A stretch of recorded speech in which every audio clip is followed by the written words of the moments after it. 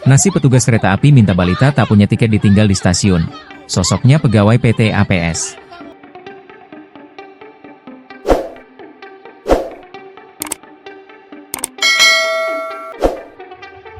Terungkap nasib petugas KA minta balita ditinggal di stasiun.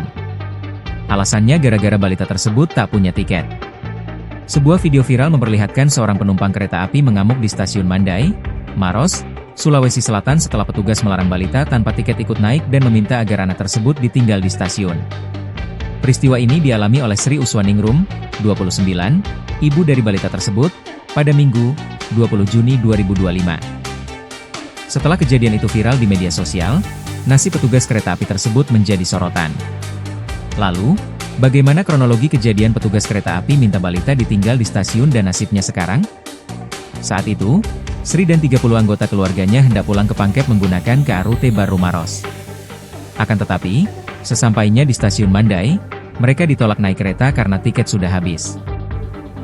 Yang kami tidak terima karena petugas KAI itu mengatakan, tidak bisa berangkat ini anak, tiket sudah habis, simpan saja ini anak di sini. Padahal anak kami masih di bawah umur, masa kami tega meninggalkan anak kami di stasiun sendirian, kata Sri, Rabu, 25 Juni 2025, dikutip dari kompas.com. Merasa tersinggung dengan sikap petugas, Sri pun naik pitam dan membentak petugas laki-laki yang menurutnya bersikap tidak sopan.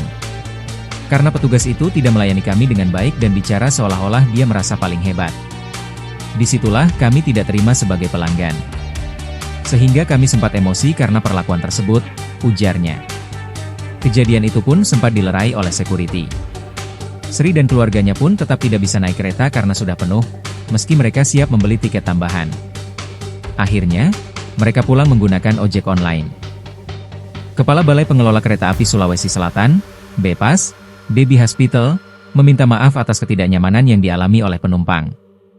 Ia berjanji akan menanggapi kasus ini dengan serius. Bepas memahami dan menyesalkan ketidaknyamanan yang dialami oleh penumpang sebagaimana terlihat dalam unggahan media sosial yang beredar.